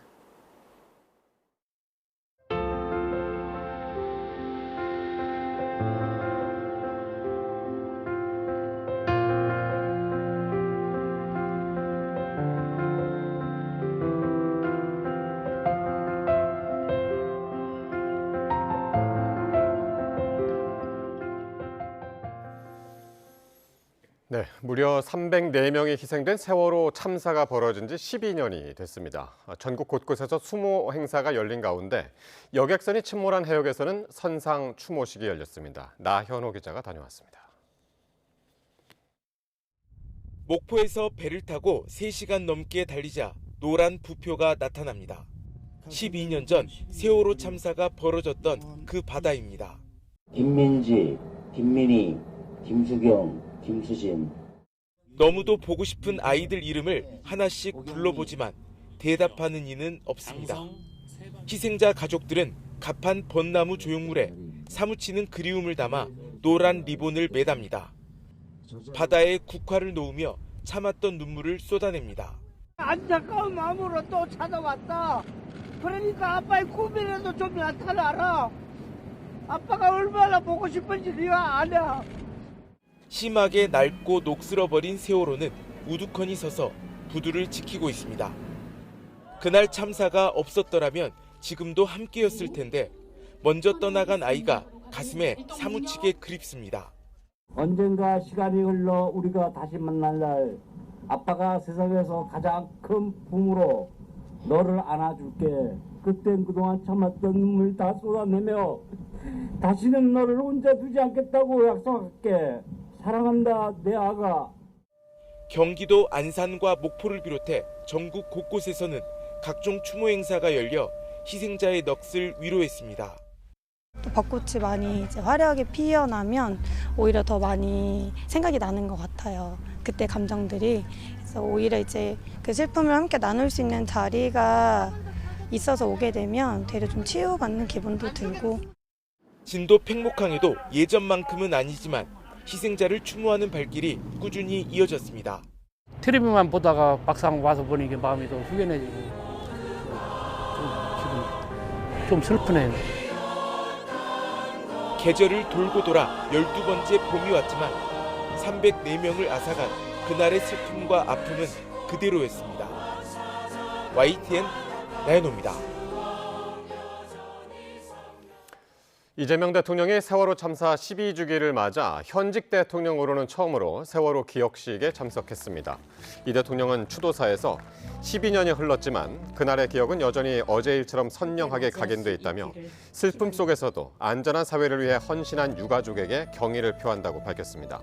이어 대통령으로서 무거운 책임을 통감하고 국가가 제 역할을 다하지 못한 대가가 얼마나 가혹한지 뼈저리게 느꼈다며 생명과 안전에 대해 단 한치의 빈틈도 허용하지 않겠다고 강조했습니다.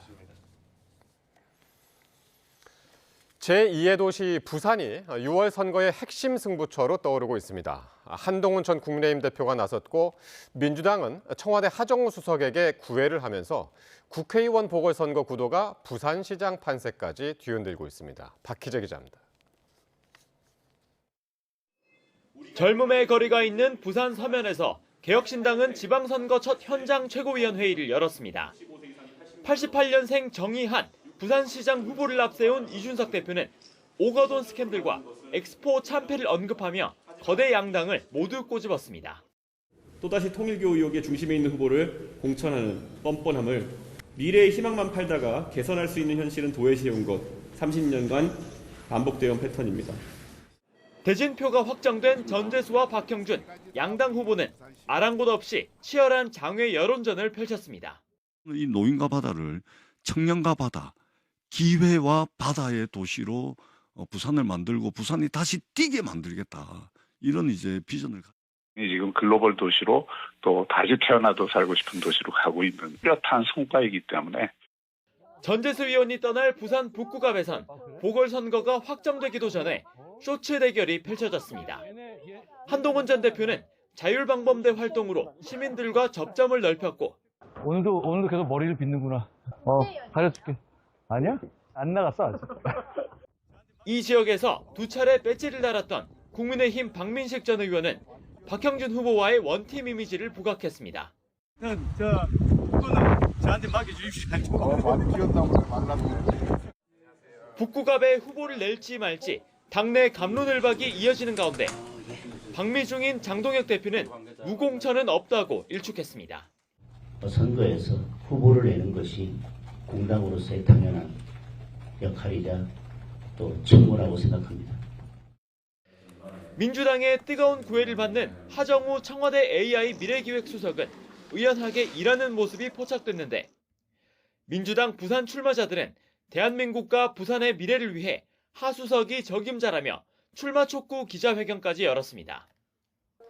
민주당에서는 하정우 수석이 나온다면 고교동문인 전재수 부산시장 후보와 시너지를 낼 것으로 기대합니다.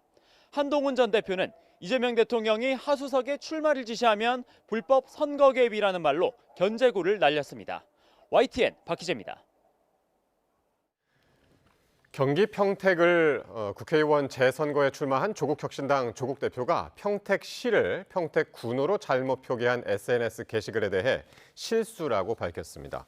조 대표는 오늘 자신의 SNS에 깜빡 실수한 후 바로 정정한 오타를 국민의힘이 거론했다며 평택 초보이니 앞으로 많이 배우겠다고 썼습니다. 이어 대한민국과 평택을 망친 국민의힘만은 반드시 꺾겠다고 덧붙였습니다. 이재명 대통령이 내일 홍준표 전 대구시장을 청와대로 초청해 오찬을 함께하는 것으로 알려졌습니다.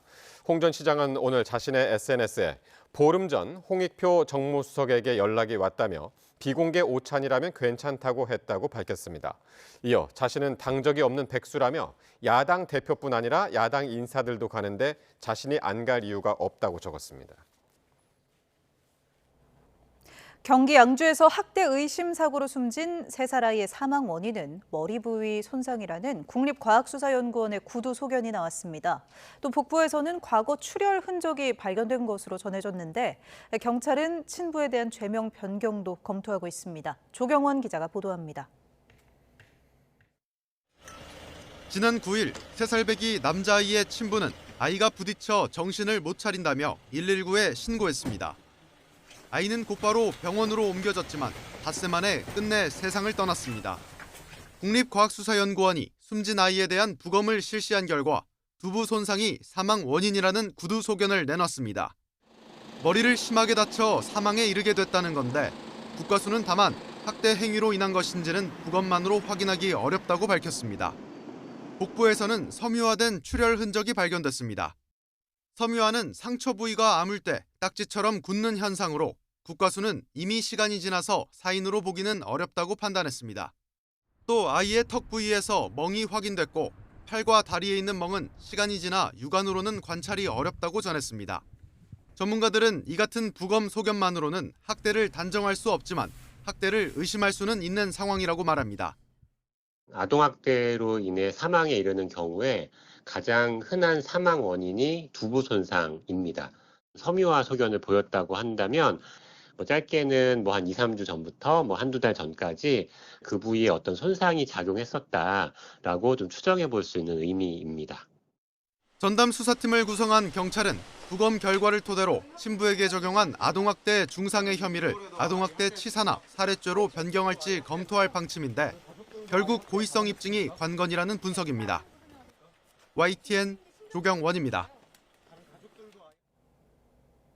대전 오월드 동물원에서 탈출한 늑대, 늑구가 또다시 자취를 감췄고 이틀 넘게 행방이 묘연합니다. 전문가들은 늑구가 야생에서 최소 2주는 더 버틸 것으로 예상했고 사람에 대한 공격성은 낮을 것으로 판단하고 있습니다. 오승훈 기자입니다. 캄캄한 어둠 속에서 늑대 한 마리가 마을 골목을 어슬렁거립니다. 자동차 불빛을 향해 한동안 바라보더니 뒤돌아서 주변을 배회합니다. 대전동물원에서 탈출한 늑대, 늑구가 지난 14일 새벽 포위망을 피해 달아난 이후 또다시 자취를 감췄습니다. 수색당국은 늑구가 이곳 동물원을 탈출한 지 일주일이 넘은 만큼 상당히 굶주렸을 것으로 보고 먹이를 활용한 유인 방법을 시도하고 있습니다. 전문가는 늑구가 야생에서 먹이 활동을 하지 못하더라도 앞으로 2주는 더 버틸 것으로 예상했습니다. 하지만 결국 배고픔을 견디지 못하고 야산이 아닌 농가 주변으로 내려올 가능성이 크다고 말합니다. 물만 마시고 먹이를 전혀 섭취하지 못했다면 거의 3주가 한계치입니다. 물론 3주 딱 됐다가 바로 폐사하는 건 아니죠. 보다 먹이를 쉽게 구할 수 있는 농가 쪽으로 내려오겠죠. 늑대를 길러본 사육사들은 동물원에서 자란 늑대의 경우 불안한 심리 때문에 배가 고프더라도 사람을 향한 공격성은 낮을 것 같다고 전했습니다. 인공보육 개체들의 청주동물원에 있는 늑대 한에서는 어떤 굶주림 때문에 어떤 뭐 사람을 공격할 수 있는 그런 배포가 사실 못 된다고 생각을 하거든요. 민가에 내려오는 늑대지보다 위험은 덜하다고 저는 생각을 하고 있습니다. 수색 당국은 길목마다 먹이와 함께 발목 트랩을 설치해놨는데 늑구가 아닌 너구리와 오소리가 여러 차례 포획됐다고 말하기도 했습니다. 또 늑구가 바위 틈이나 땅속으로 굴을 파고 들어가면 열화상 드론에 식별되지 않아 위치 파악에 어려움이 많다고 설명했습니다. 하지만 늑구가 대전 오도산 주변을 크게 벗어나지 않았을 것으로 추정하고 정확한 위치를 파악하는 대로 곧바로 생포작전에 들어갈 계획이라고 밝혔습니다. YTN 오승훈입니다. 서울 지하철 4호선 성신여대 입구역 인근 전력구에서 불이 나 한때 지하철 출입구 일부가 통제되고 통신장애도 발생했습니다. 서울 목동과 경기도에서도 화재가 잇따랐습니다. 유서현 기자가 보도합니다. 길 안쪽에서 검은 연기가 한가득 피어오릅니다. 서울 지하철 4호선 성신여대 입구역 인근 전력구에서 불이 난 건 새벽 3시 40분쯤입니다.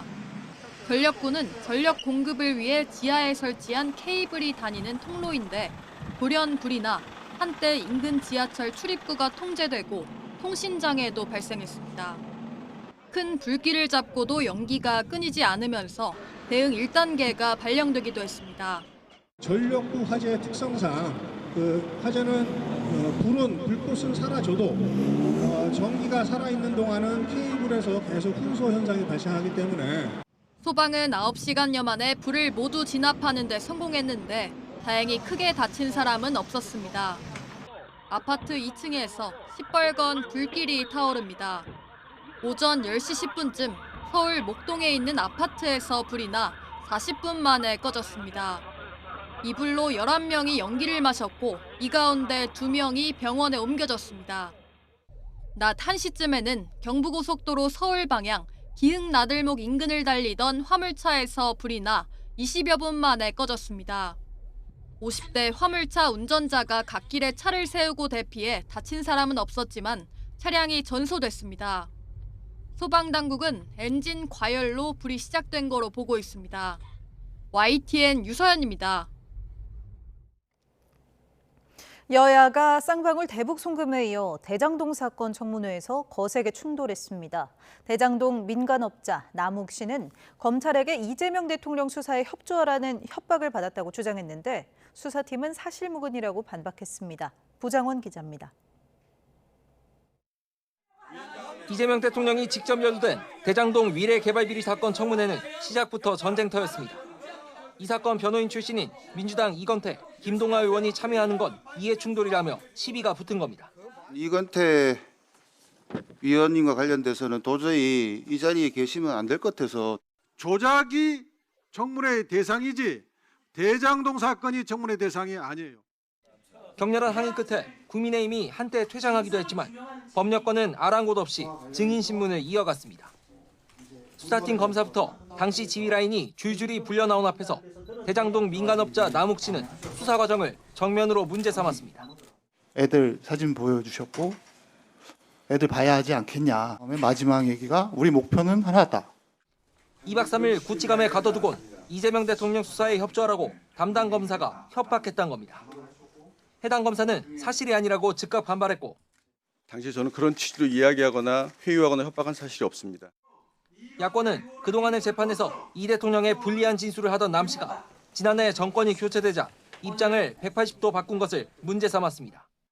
이재명 대통령은 뻔뻔하게 당시에는 자기하고 말 틀리면 연기하는 것이라 그랬다가 이제 와가지고는 협박당한 피해자처럼 남욱을 대장동 일당을 포장해주고 있는 거예요. 민주당은 남 씨 주장에 더해 당시 수사팀이 입건되지도 않은 이 대통령을 압수수색 영장에 피의자로 적시했다며 조작 수사의 민낯이 드러났다고 몰아세웠습니다. 그러고도 저렇게 변명을 하잖아요. 그런 인간 모욕적 발언을 하지 마십시오. 제가 어떻게 사냥개입니까? 검찰 수장이던 이원석 전 총장은 당시 윤석열 대통령과도 취임 이후 한 차례도 만나거나 연락한 적 없다며 외압은 없었고 수사는 정당했다고 주장했습니다.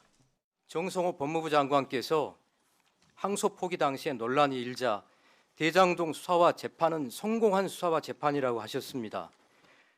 쌍방울 대북 송금 사건에 이어 이번 청문회에서도 여야는 고성과 설전을 벌였고 집단 퇴장과 사태질까지 주고받으며 볼썽사나운 모습을 연출했습니다.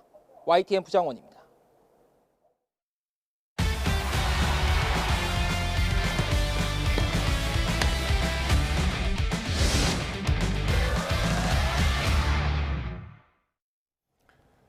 프로야구 삼성이 에이스 후라도의 역투에 힘입어 6연승을 달리며 선두 자리를 지켰습니다. 기아도 키움과의 3연전을 모두 쓸어담고 7연승 고공행진을 이어갔습니다. 프로야구 소식 양시창 기자입니다. 한화 선두타자 이도윤에게 2루타를 허용했지만 후라도는 흔들림이 없었습니다. 하주석과 최재훈을 연이어 내야 땅볼로 유도한 뒤 김태현을 우익수 뜬공으로 잡으며 이닝을 마무리했습니다. 7이닝 1실점의 눈부신 투구로 시즌 2승을 수확한 순간입니다. 후라도는 특유의 간결한 동작과 시원시원한 투구로 한화 타선에 좀처럼 여유를 주지 않았습니다. 문현빈에게 3루타를 허용한 뒤 강백호의 희생 플라이로 한 점을 내준 게 전부였습니다. 타석에서는 이재현이 훨훨 날았습니다. 첫 타석부터 깔끔한 안타로 타점을 올리더니 이어진 타석에서도 풀카운트 승부 끝에 타점을 추가했습니다. 한화의 3연전을 모두 쓸어담은 삼성은 연승 행진을 6경기로 늘리며 단독 선두를 수성했습니다. 지금처럼 간절하게 열심히 해서 시즌 끝까지 좋은 성적 낼 수 있도록 최선을 다하겠습니다. 기아도 홈에서 고공행진을 이어갔습니다.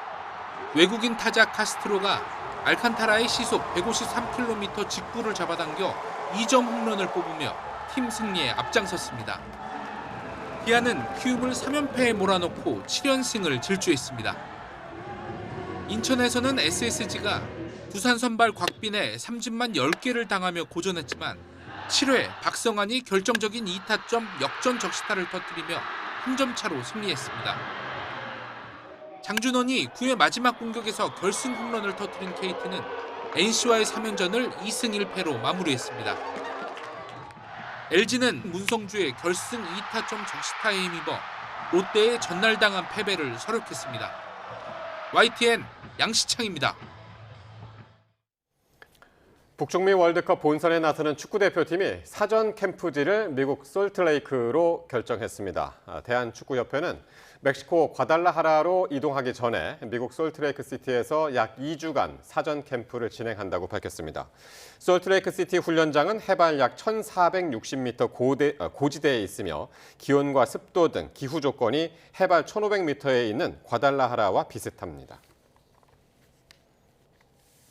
잔니 인판티노 국제축구연맹 피파 회장이 미국과 전쟁을 벌이는 이란이 북중미 월드컵에 참가할 거라고 말했습니다. 인판티노 회장은 미국 워싱턴 DC에서 열린 한 포럼에 참석해 이란의 월드컵 참가 여부를 묻는 말에 이란 대표팀은 확실히 온다고 답했습니다. 또 이란 대표팀은 이란 국민을 대표하고 선수들도 경기를 뛰고 싶어하는 만큼 반드시 와야 한다며 스포츠는 이제 정치와 분리돼야 한다고 덧붙였습니다. 프로배구 우리카드의 신임 박철우 감독이 취임식을 갖고 팀의 왕조 구축을 목표로 내걸었습니다. 시즌 도중에 감독 대행을 맡은 박철우 감독은 후반기 14승 4패로 선전하며 팀을 봄 배구로 이끌었고 준 플레이오프와 플레이오프에서도 명승부를 펼쳤습니다. 박철우 감독은 가장 좋은 전술은 팀워크라며 궁극적으로 우리카드의 왕조 구축에 이어서 대표팀을 맡아 올림픽 메달을 따고 싶다고 포부를 밝혔는데요. 직접 들어보겠습니다.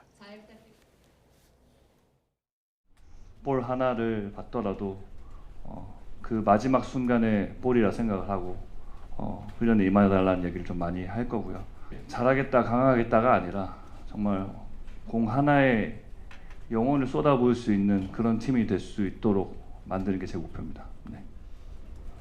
첫 번째도 팀워크이고 두 번째도 팀워크라는 생각을 하고 있습니다. 가장 좋은 전술 전략은 팀워크이고 그리고 이길 때도 팀으로 이기고 질 때도 팀으로 진다고 생각을 합니다. 저는 올림픽에 나가서 메달 따는 게 꿈입니다라는 얘기를 했고요. 저희 팀으로만 봤을 때는 당연히 우승이 목표고 우리카드가 왕조가 될 수 있도록 구축하는 게 제 목표입니다. 프로배구 여자부 흥국생명이 FA 최대어로 평가받는 미들블로커 정호영을 영입했습니다. 흥국생명은 정호영과 계약기간 3년에 옵션 포함 연봉 5억 4천만 원에 계약했다고 발표했습니다. 정호영은 2019-2020 시즌 1라운드 1순위로 프로에 데뷔한 이후 정관장과 국가대표팀에서 주전으로 활약했습니다. 조정원 세계 태권도 연맹 총재가 우즈베키스탄의 최고 국가 훈장을 받았습니다. 조 총재는 우즈베키스탄 타슈켄트 대통령궁에서 미르지오예프 대통령에게서 우정 훈장을 수훈했습니다. 미르지오예프 대통령은 조 총재가 우즈베키스탄 태권도 발전에 기여했고 스포츠를 통한 인류 간 우정과 연대에 헌신한 점을 높이 평가했다고 말했습니다.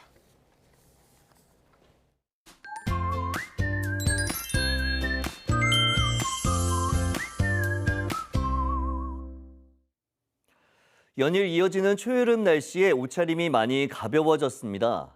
이제 낮 동안에는 반소매 옷차림이 더 많이 보이고 있는데요. 하지만 내일은 전국이 흐려지는 가운데 서울 낮 기온이 20도까지 내려가며 고온 현상이 주춤하겠고 광주 19도 등 남부지방은 비가 내리면서 예년보다도 기온이 더 낮아지겠습니다. 비는 새벽에 제주도와 전남 해안을 시작으로 오전부터 낮 사이 그 밖에 충청 이남으로 확대되겠는데요.